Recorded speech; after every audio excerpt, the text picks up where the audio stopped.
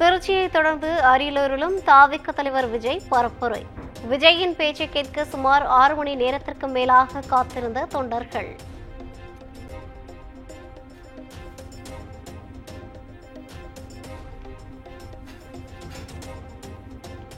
எழுபத்து 5% தேர்தல் வாக்குறுதிகளை திமுக நிறைவேற்றவில்லை என விஜய் குற்றச்சாட்டு. வாக்குறுதிகளை நிறைவேற்றிவிட்டதாக முதலமைச்சர் கதை விடுவதாகவும் சாடல்.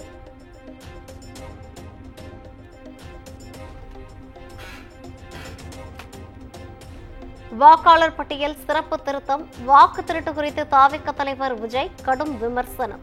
மத்திய பாஜக அரசு ஜனநாயக படுகொலையில் ஈடுபடுவதாக சாடல்.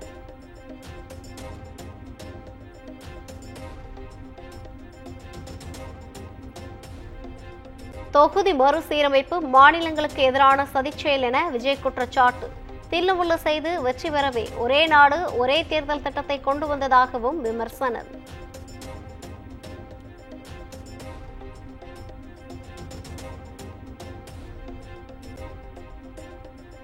வேண்டிய அளவுக்கு பணம் சம்பாதித்து விட்டதாக தாவேக தலைவர் விஜய் பேச்சு.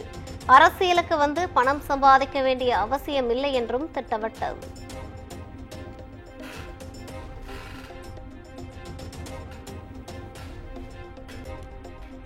பாசமாக அழைத்தால் முதலமைச்சருக்கு பிடிக்கவில்லை என்று விஜய் ஆதங்கம்.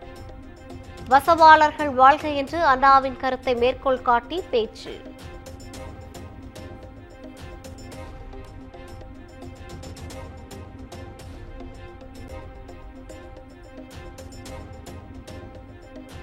தொழில்நுட்ப கோளாறால் தாவேக தலைவர் விஜயின் பரப்புரையில் சொதப்பல்.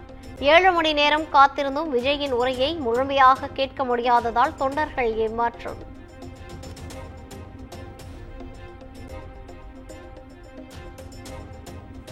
திருச்சி விமான நிலையத்திலிருந்து மக்கள் வெள்ளத்தில் நீந்தி சென்ற விஜயின் பரப்புரை வாகனம் 8 கிலோமீட்டர் தூரம் செல்ல சுமார் 4 மணி நேரத்திற்கு மேலாக பயணம்.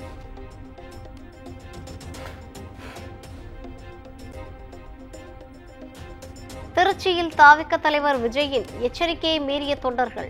விஜயை காண்பதற்காக மரங்கள், மின்கம்பங்கள் மீது ஏறி அட்டகாசம்.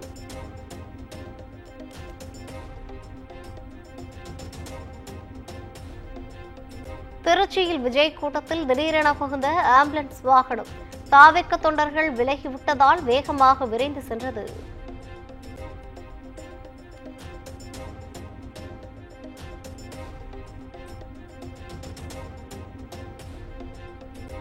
பெரம்பலூரில் தாவேக தலைவர் விஜயை விமர்சித்து பல்வேறு இடங்களில் ஒட்டப்பட்டுள்ள போஸ்டர்கள்.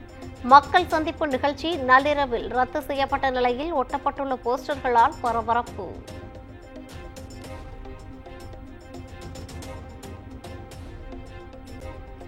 இசையமைப்பாளர் இளையராஜாவின் 50 ஆண்டு இசை பயணத்தை கௌரவிக்கும் விதமாக அரசு சார்பில் பாராட்டு விழா. முதலமைச்சர் மு.க. ஸ்டாலின், நடிகர்கள் ரஜினி, கமல் ஆகியோர் பங்கேற்பு.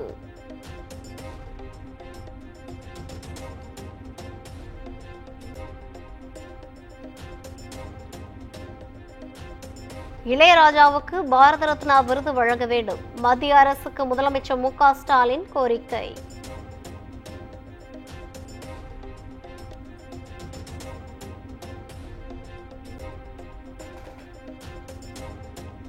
இந்திய நாட்டு அரசியலில் ஒரு நட்சத்திரமாக முதலமைச்சர் மு.க. ஸ்டாலின் இருக்கிறார்.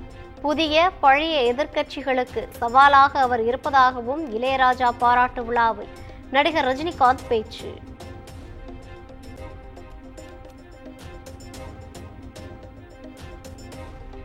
புராணங்களில் அதிசய மனிதர்களை பார்த்துள்ளதாக நடிகர் ரஜினிகாந்த் பேச்சு.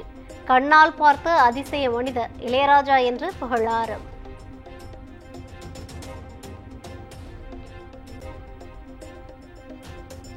கட்சியை விட்டு தன்னை நீக்கினால் அமைதியாக இருப்பேன் என்று அதிமுக முன்னாள் அமைச்சர் செங்கோட்டையன் பேட்டி. ஓ பன்னீர்செல்வம், டிடிவி தினகரன் ஆகியோரை இதுவரை சந்திக்கவில்லை என விளக்கம்.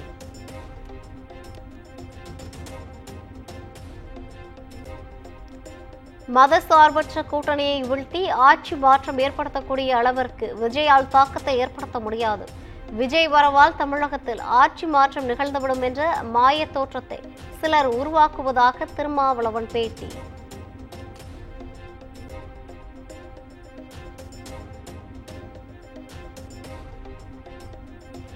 கொள்கை இல்லா கூட்டத்தை சேர்த்து பொதுமக்களுக்கு இடையூறு செய்யும் இயக்கமல்ல திமுக. பழைய எதிரிகள் புதிய எதிரிகளால் திமுகவை தொட்டுக்கூட பார்க்க முடியாது என்று தொண்டர்களுக்கு முதலமைச்சர் மு.க. ஸ்டாலின் மடல்.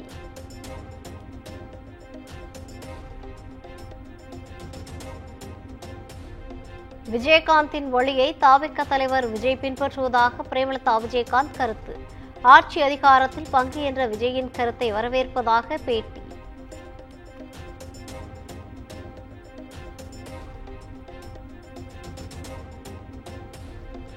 தென்காசி மாவட்டம் ஆலங்குளம் அருகே அரசு அனுமதி பெறாத கிளினிக்கில் சிகிச்சை பெற்ற பெண் உயிரிழப்பு. தனியார் கிளினிக்கிற்கு சீல் வைத்து சுகாதாரத்துறை அதிகாரிகள் நடவடிக்கை.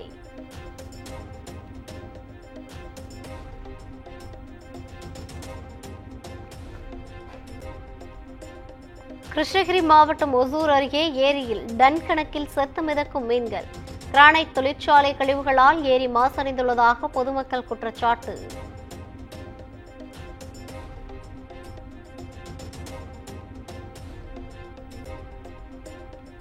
திண்டுக்கல் மாவட்டம் ஒட்டன்சத்திரம் பாப்பலாறு அணை அருகே ஒற்றை யானை நடமாட்டம். குடியிருப்பு பகுதிக்குள் யானை வராமல் தடுக்க வேண்டும் என பொதுமக்கள் கோரிக்கை.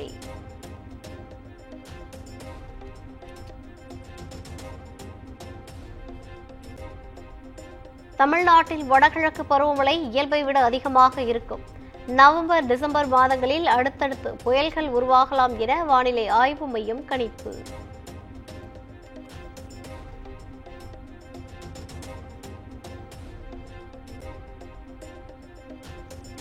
நேபாளத்தின் இடைக்கால பிரதமராக பொறுப்பேற்றுள்ள சுசிலா கார்கிக்கு பிரதமர் மோடி வாழ்த்து. நேபாளத்தின் அமைதி மற்றும் ஸ்திரத்தன்மையை நிலைநாட்டுவார் என்று நம்பிக்கை.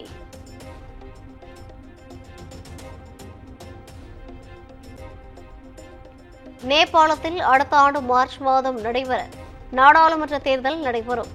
தேர்தல் பணிகளை விரைவில் தொடங்க இருப்பதாக அந்நாட்டு அரசு தகவல்.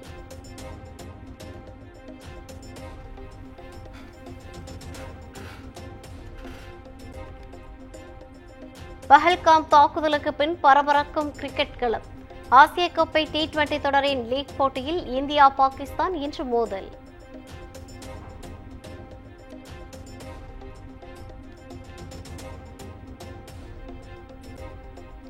ஆசிய கோப்பை T20 கிரிக்கெட் தொடர். வங்கதேசத்திற்கு எதிரான லீக் போட்டியில் 6 விக்கெட்டுகள் வித்தியாசத்தில் இலங்கை அணி வெற்றி.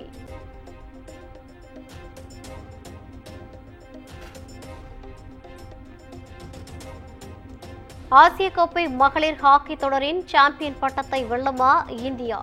இன்று நடைபெறும் இறுதிப் போட்டியில் இந்தியா சீன அணிகள் பலப்பரீட்சை.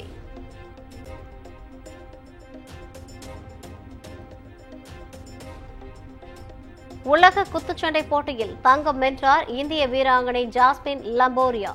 57 கிலோ எடைப்பிரிவில் போலந்து வீராங்கனை ஜூலியாவை ஜாஸ்மின் லம்போரியா வீழ்த்தினார்.